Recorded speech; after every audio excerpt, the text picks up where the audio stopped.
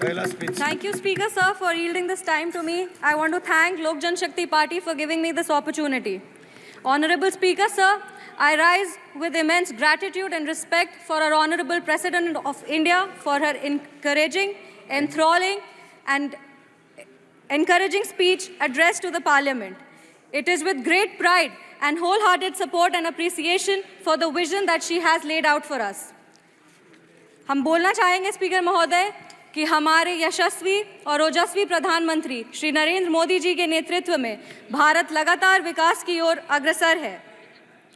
School और विद्यालय में ही बापू के विचारों को पढ़ती आई हूँ और आज ये कहना चाहूँगी कि बापू के विचारों को अगर सत्य निष्ठा से कोई आगे लेकर के जा रहा है तो वो एनडीए की सरकार है।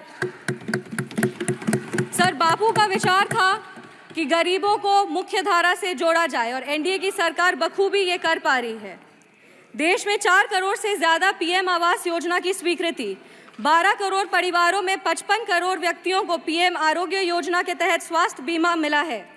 25 करोड़ लोगों को मल्टी डायमेंशनल पॉवर्टी के बाहर लाया गया है सर, और 80 करोड़ आबादी को पीएम गरीब कल्याण अन्न योजना के तहत लाभ लगातार मिल रहा है।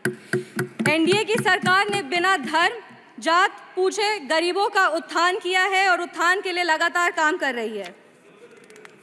सर, हम बिहार से आते हैं और बिहार ने 2005 से लगातार एनडीए को बुलंदी और मजबूती दी है। बिहार में एक नेता, नियत, नेतृत्व और कड़ी निष्ठा से एनडीए बिहार को उसका गौरव और एक नया कीर्तिमान वहाँ पे विकास का गढ़ रहा है। हमारे पार्टी के नेता श्रद्धेय रामविलास पासवान जी ने लगातार बाबा साहब भीमराव अंबेडकर के पद चिन्हों पर चलकर दलित, शोषित और वंचित वर्गों को आगे बढ़ाया है।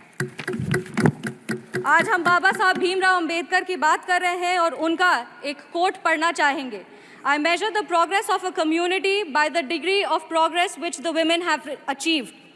सरकार ने वुमेन रिजर्वेशन एक्ट दे करके 33% आरक्षण दे करके सांसद में महिलाओं के आवास को ना सिर्फ बुलंदी दी है बल्कि उनके अधिकारों की भी लड़ाई लड़ी है। लखपति दीदी की योजना, उज्ज्वला योजना और महिलाओं को मुद्रा लोन दे करके महिलाओं की आर्थिक स्थिति को मजबूत किया गया है। अगर आज हम आर्थिक स्थिति की बात कर रहे हैं तो हमें अर्थव्यवस्था की भी बात करनी चाहिए और देश आज विश्व की 5वीं सबसे बड़ी अर्थव्यवस्था है और 2047 तक विश्व की 3री सबसे बड़ी अर्थव्यवस्था होगी। माननीय प्रधानमंत्री श्री नरेंद्र मोदी जी के नेतृत्व में भारत देश को विकास का एक व्यापक स्वरूप मिल रहा है। किसान सम्मान निधि के तहत किसानों को न्यूनतम राशि मिल रही है जिससे उनकी स्थिति में बढ़ोतरी हो रही है और आत्मनिर्भर भारत का जो ये सोच है उससे भारत विश्व स्तर पर एक अपना पहचान बना रहा है। अगर हम विश्व स्तर की बात करें तो G20 के न्यू दिल्ली डिक्लेरेशन में 100% ग्लोबल कंसेंसस के साथ भारत आज एक विश्व मित्र के रूप में स्थापित हो रहा है।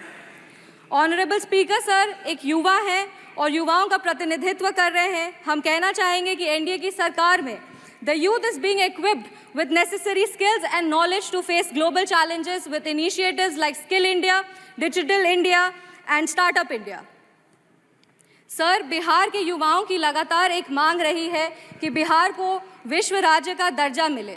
बिहार का प्रतिनिधित्व कर रहे हैं, इसीलिए हम हमारे माननीय प्रधानमंत्री जी से अनुरोध करेंगे कि इसके लिए अगर नीति आयोग में कुछ बदलाव किया जाए तो उस पर उनकी विशेष दृष्टि हो और बिहार को भी आगे बढ़ने का सामान्य अधिकार मिले।